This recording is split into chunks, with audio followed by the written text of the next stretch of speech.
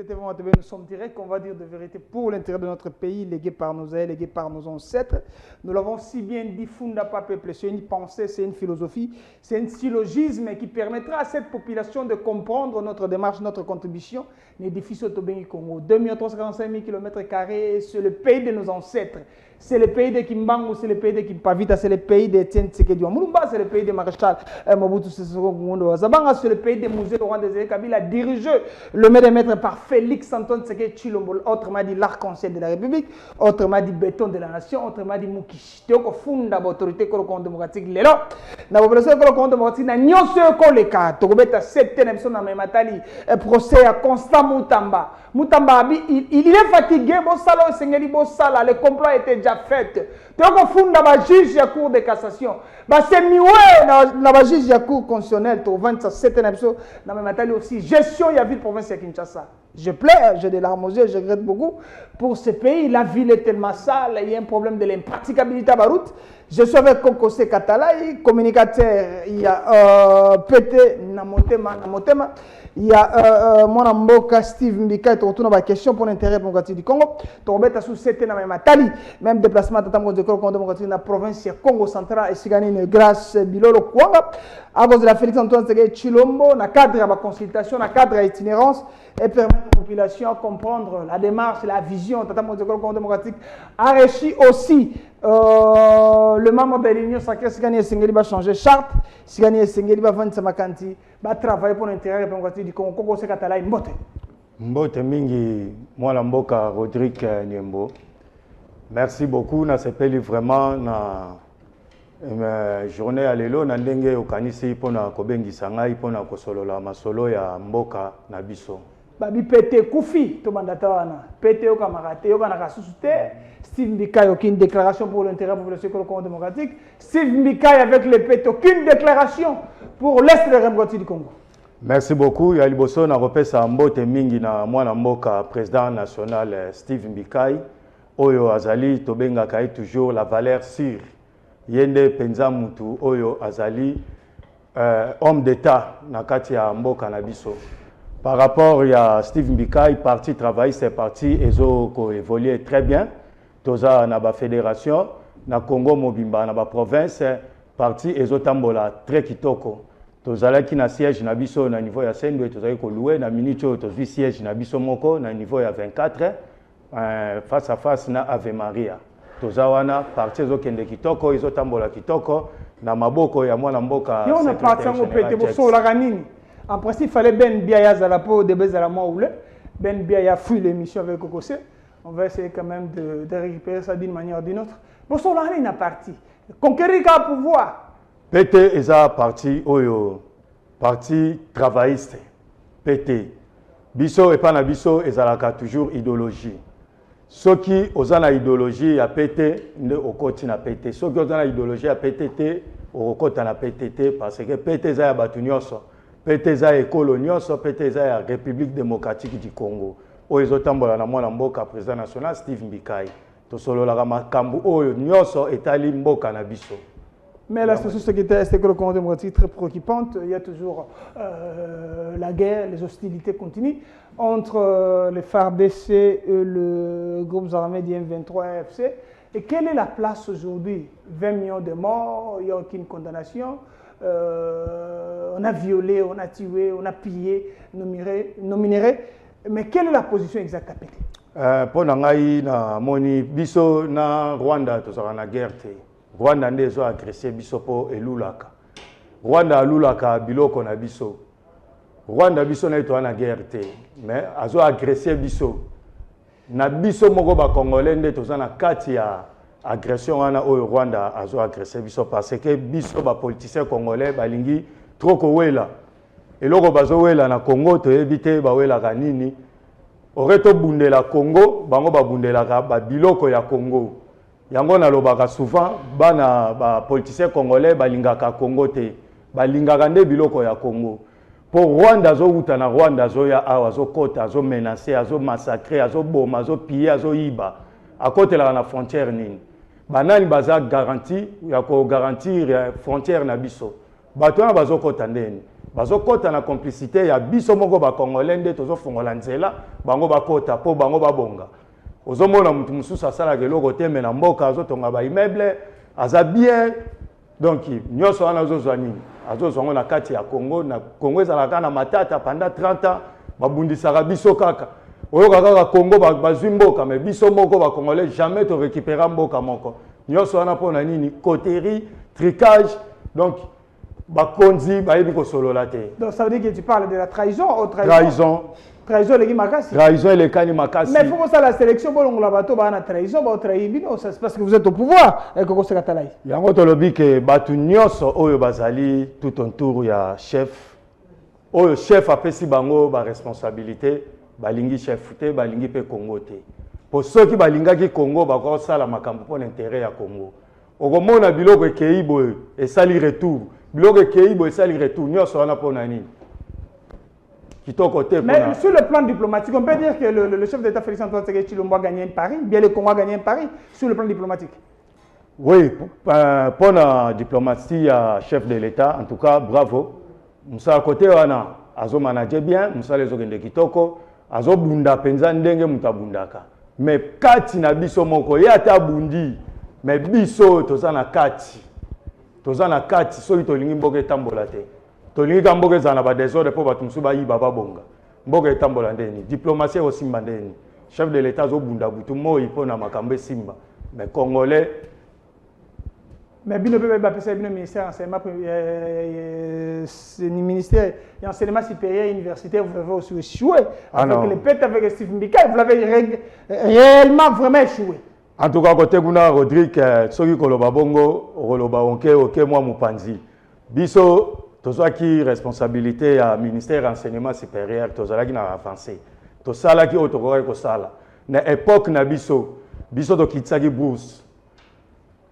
Silabis to kitisaki, biso to fongolaki ba bourse, biso to kitisaki, Mikai akitisaki to ya Minerval ya bana, na to normal, banque azo futa na 90, bana bazo futa na 165, biso to lobi non, bana bako futa mbonga Minerval kaka na to ya banque ya 90, côté kuna to salaki makambe bele, ti lelo to bimisa ba docteur. Si les autres kanga kutuna ba professeur mususu soi-disant ba kontaminer ba taminer ba professeur mais to détecta ki bango to mona ba zaba faux ba professeur mais fallait que to continuer pour to kanga penza ba professeur ya lokuta malgré to katana ki na nzela ezali makambo ya l'état tour à tour. Gouvernement cohésion nationale, tout le monde l'attend. Gouvernement cohésion nationale, on a besoin de bons joueurs. Gouvernement cohésion nationale, on a besoin de gens qui doivent accompagner réellement la vision Félix Antoine Tshisekedi Tshilombo. On a besoin de gens qui doivent accompagner réellement la population Congo démocratique par rapport à tout ce qui se passe réellement dans le Congo démocratique, dans le quotidien. Il y a la population Congo démocratique. Gouvernement cohésion nationale, on veut le vecteur. Pour le gouvernement cohésion nationale, on veut les gens vrais, honnêtes et sincères qui ne trahissent pas la démocratie du Congo à cause il y a minerai à 100, à cause il y a minerai il y en a un Congo démocratique. Gouvernement cohésion nationale, autant on a les sonini. Banane sengeli ba kota, banane sengeli ba bima. Côté kuna, merci Rodrigue, to sengi vraiment na chef mokonzi président. Aeba kosa la penza sélection ya kitoko. Po ba oyo baza lelo. En tout cas na moni avancé mon côté. Yango na lobi batu nyonso bazali sima ya chef au chef apesi bango ba sans sa responsabilité. En tout cas eza échec total. Pendant tant au nyonso tout chef apesi bango ba responsabilité ba diriger biso. Yango tozo senga tour. Le corps ba échoué. Tu peux citer les gens qui ont échoué. C'est peut-être permettre à la population école démocratique à comprendre parce que tu funda pas peuple c'est une pensée, c'est une philosophie, c'est un syllogisme. La population comprendre ça tata mon école démocratique. Il a échoué, il a fouté, c'est ngeli azo masouté na gouvernement école démocratique. Population yemo aza témoin. Population aza témoin, azo tambola na mboka, azo mona nani azo sala nini, nani azo sala nini.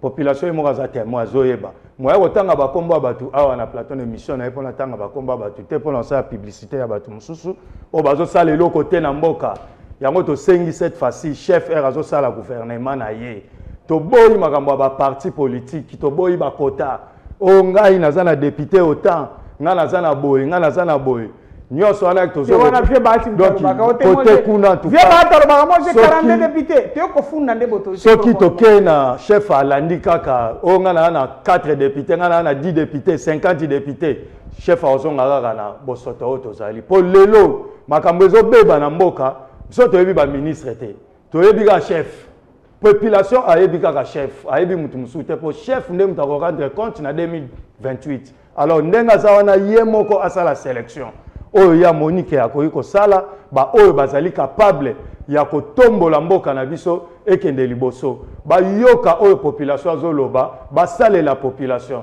po mboka tosalelaka population tosalelaka mokonzi te mokonzi okoki komi se servir te ba pesi yo poste servir ba population nde wana nde okomona okoyoka elengi ya bokonzi oyo ezali oke na kota ya parti politique bapesi yo mandat ya leta sala ozwi banoko ozwi bana kasi ozwi famille libota bakamaradi oyo bayebi musala te otie yango lelo ememi biso na situation toza nango lelo na kati ya mboka na biso yo boko tanga bato bakobima na gouvernement Julius Sumino bon bato bakokota otala bato bakokota nani esengeli akota pour apporter un plus pour accompagner Félix Antoine Tshisekedi Tshilombo avec beaucoup de sérénité avec beaucoup de honnêteté bazali ebele chef asa la sélection wana ezali biso te tala lelo oyo ndenge aza wana nani oyo azo défendre chef lelo basebele baza wana na kati ya union sacrée donc namonaka te mutu oyo abundelaka chef mais quand même koyoka mpe eza na bato mosusu mpe bazolala te azolia te mais azobimisa bambongo azobimisa énergie na ye mpona kolobela chef neti lelo nakoloba Steve Mbikai azobunda makasi Steve Mbikai azobunda mpenza mpona kosala baintervention mpona chef mais baoyo baza wana bavandi bazolala ofele bazolia ofele bazomela ofele tomoni te mutu azodefendre chef lelo na moment oyo Binoga Steve Mbikai peut défendre le chef.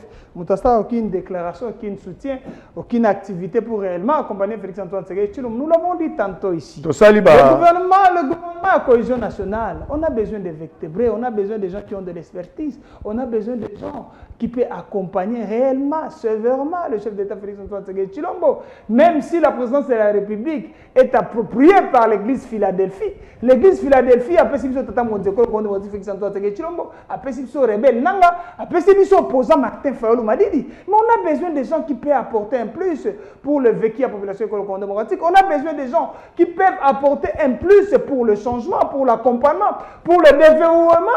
Il y a le développement démocratique. On n'a pas besoin de citer les gens. Même si vous mobilisez les gens pour s'attaquer, mais réellement on a besoin de vertébrés, on a besoin de gens honnêtes.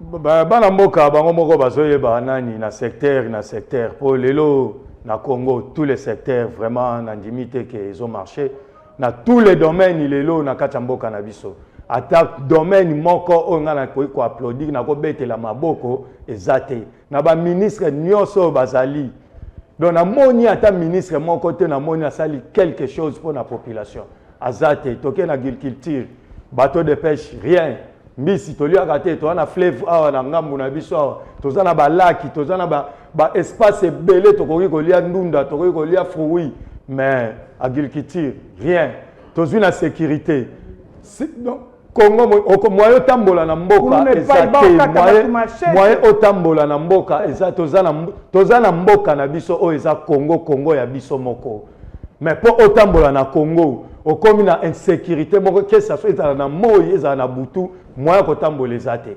donc ata domaine moko oyo ezo avancer ezate donc tozalaki na 1 tozokita titoke na 0 oyokaka la te Congo elimo soki tosali akeba te Congo ezokende na kobunga soki tosali keba te Congo ekende na kobunga soki tosali keba te Congo na balkanisation esengeli tozala vigilant esengeli tozala mayele tozala bato ya mpiko mpe ya bwanya mpe ya batosi mpe bato oyo bakoaccompagner vision Félix Antoine Tshisekedi Tshilombo dans le cadre ya gouvernement ya cohésion nationale obi Steve Mbikai mais soki mpe bazongisela opisu mabilo osepela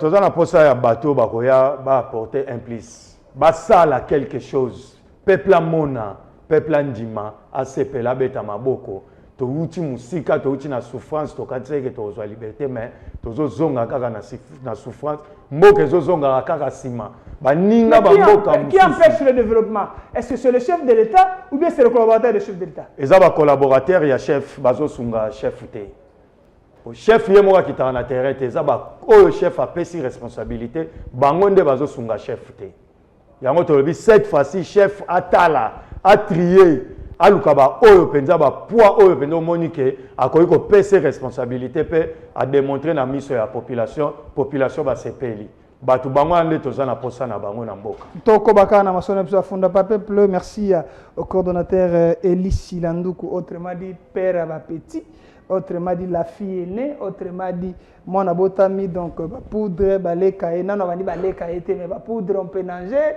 et puis pampers ça va hein, ingénieur Guy Mouteba. Faut soutenir les cordons. Il est devenu père.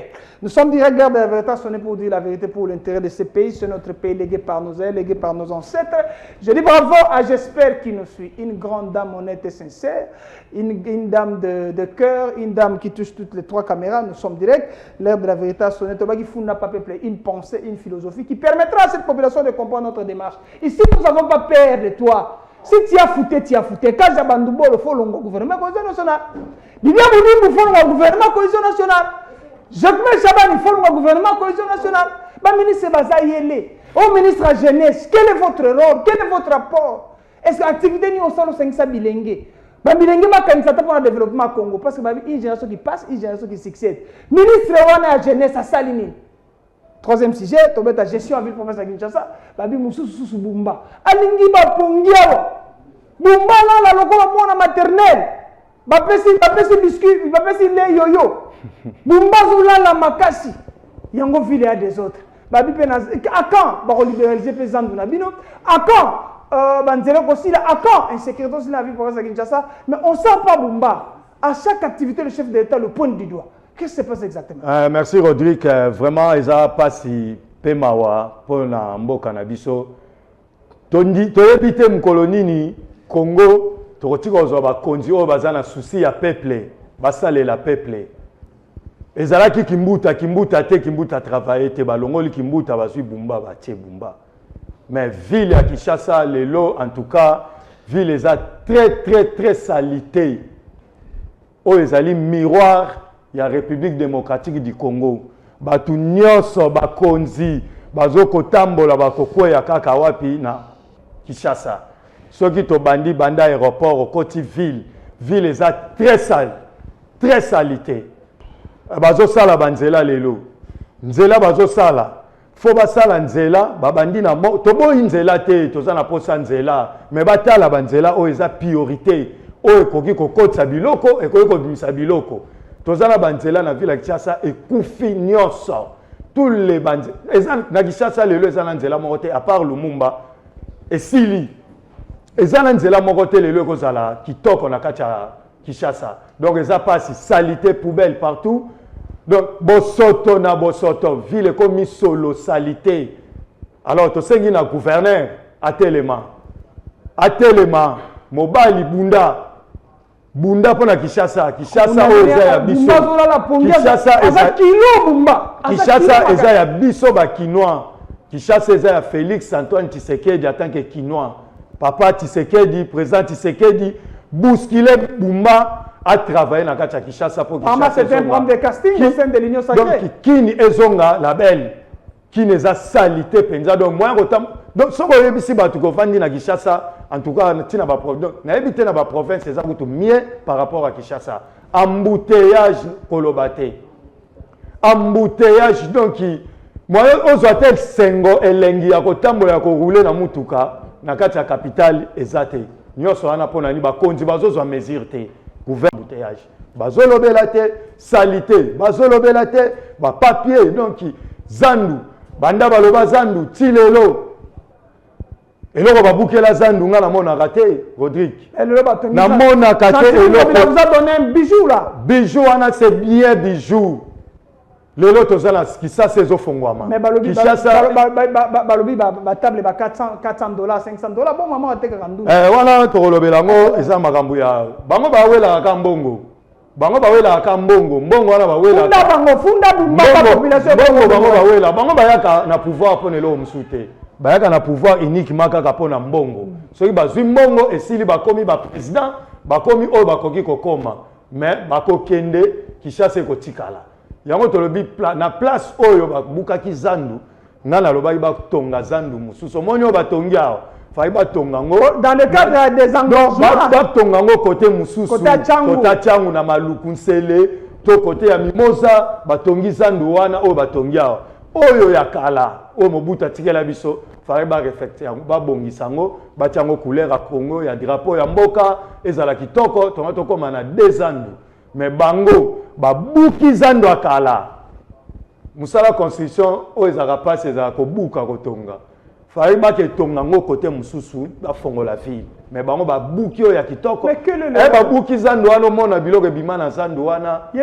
ezala bibende ebima na zandu wana bibende esali soki 50 40 30 mais obima bibende ya sika zandu wana ezalaki na mobimba falaki pa babuka ngo fali bazwa mbongo batongeli oyo baketonga côté mususu lelo nde tokomi na deux ans donc il y a l'avantage pour na biso bakinois mais malgré ça baboyaki koyoka basali yango bafongola bakitisa prix bapesa yango na kado ya mama bazolela zandu cher eleki bazoteka yango so $60 un mètre opesi garantie ato kwei okena yo osundoli mbongo garantie okopesa pa nani obafuta pa nani soki okwei bamama bazaka na bango na bafond moko ya mike lelo omona Congo ezotambola kokanisa teke bato batambwisa mboka oyo eza bapatron bato basimbi mbongo ebele bato batambwisa mboka oyo lelo eza bamama ndunda bamama matembele bamama mapa na batati na bango na batati na bango mike bazofuta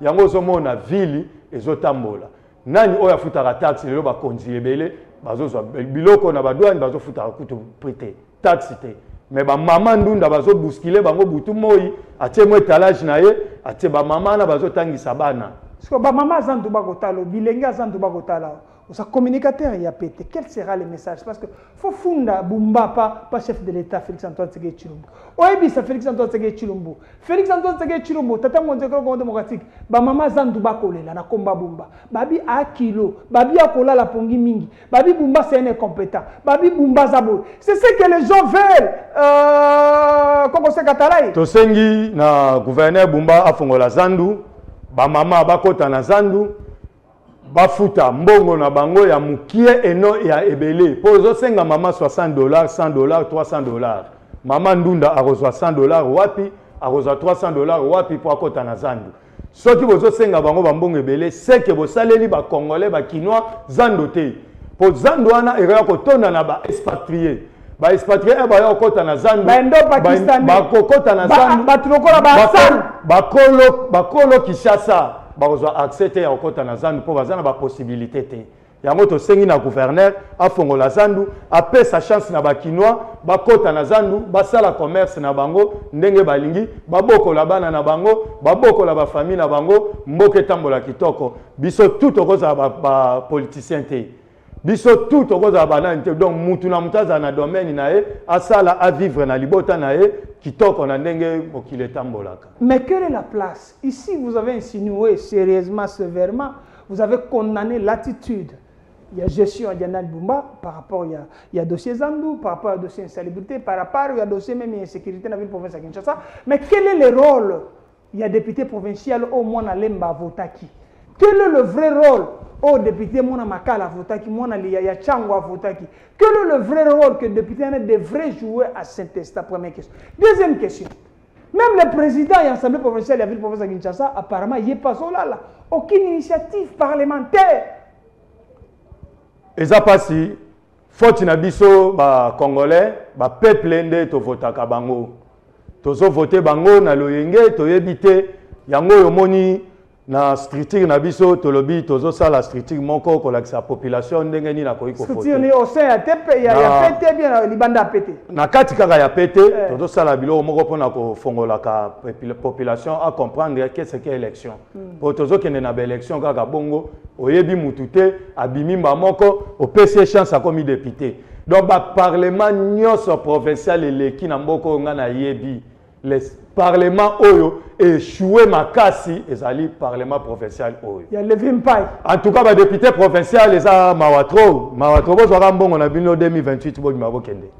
Bon na ndimi pété so bo kokisa 2028 ba député provincial la ville à Kinshasa en tout cas donc musala mon côté au bino bosala ka bozozwa mbongo ya peuple ya pamba.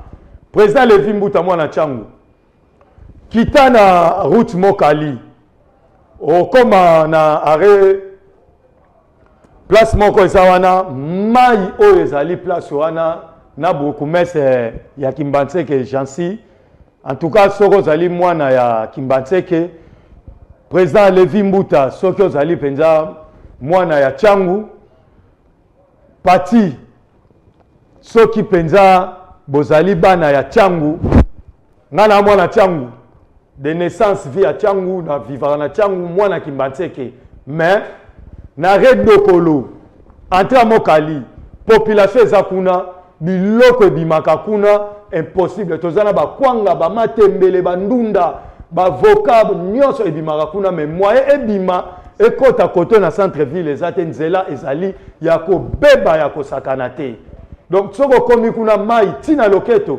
mituka bato bazotambola makolo mwa kobimeza te mais tozana député provincial oyo aza na kati ya Bukumese alobaki eloko te donc nayebi te tokosenga nzela nakoya na base na ngai nakomi na Kimbantseke mpo na kozwa Bukumese Jansi tokita na route ya Mokali omona yo moko makambo nini oyo eza kuna parce que en tout cas ville etambolaka boye te badéputé provincial ata moko te oyo bozosunga mokonzi namoni te so nake natangi Kimbantseke na ye Njili na ye Masina na ye Lemba Matete Ngaba Gombe omona ta député moko te oyo azoloba mpona mboka na biso Kinshasa en tout cas ezali mawa tro bolala na bino bapongi bozwa mbongo na bino ya ofele problème ezate mais ça bumba na président Levi Mbuta bango nde bazali ba hôtel bango nde bazali komema ville ya Kinshasa bango nde bazali komema ba initier ba initiative bima esala bato basala rien donc pongi na pongi na ebita président so tika ba anila tama pona nga bakanga ta gouvernement provincial bakanga ngo ezo fonctionner te assemblée provinciale ezo sala le côté na tous les communes pour les villes ezala salité ezo uta na ba province na ba commune par commune yango ezo sala ke Kinshasa mais bana lemba ba na ba Nobertine Matanda ko sala totambola lemba tokita lemba mobimba babino Nobertine tokita lemba eza point mon côté lemba ezebele eza munene ba quartier ezebele tokita na ba quartier nyonso ya lemba to mona na été na droit na été mais bazali pour légiférer et contrôler bazali wana pona ko contrôler bazali pona ko sunga mboka esika bamoni esimbi te ezosala te bango bakokende bapesi rapport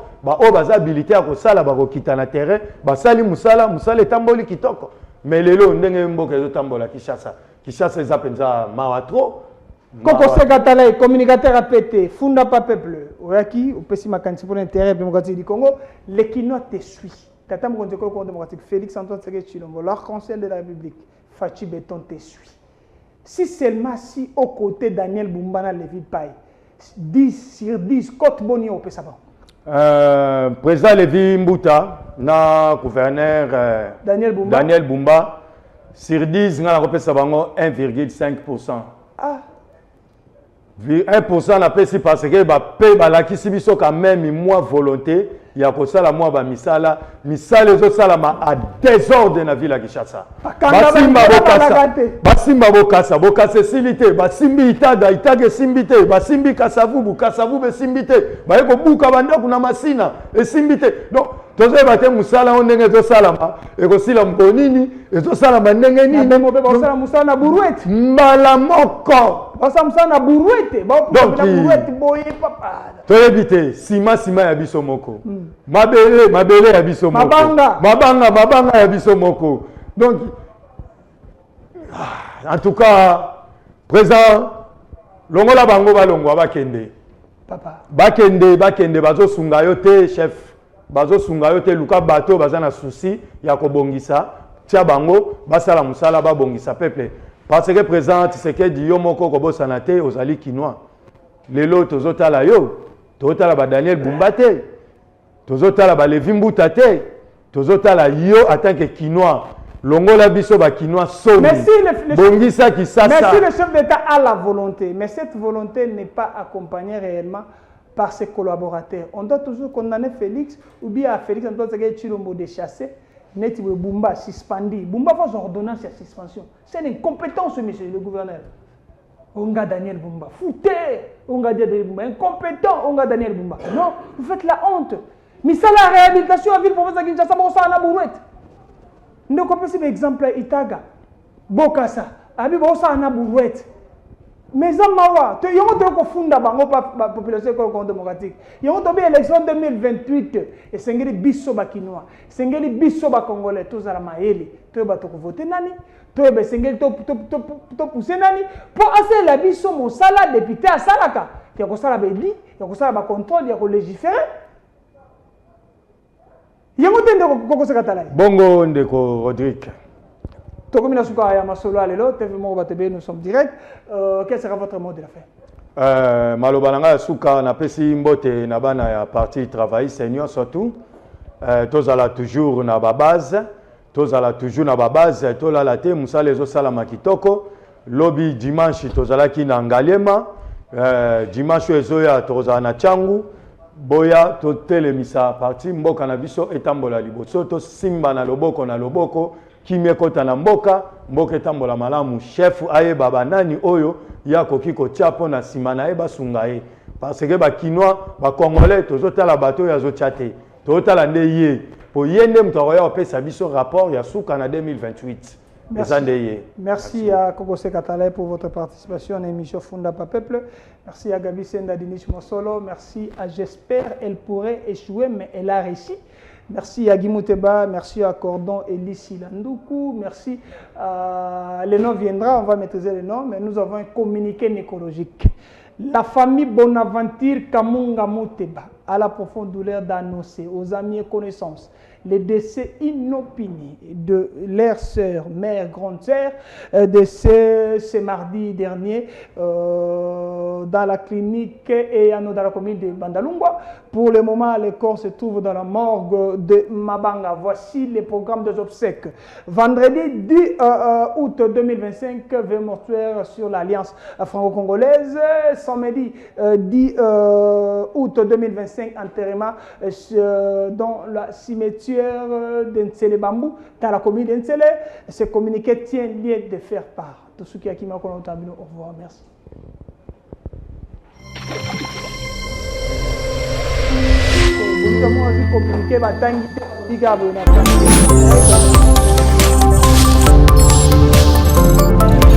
Okofunda nani pas peuple, okofunda nani na ekofunda magistrat Matondo. OK, kwa salini.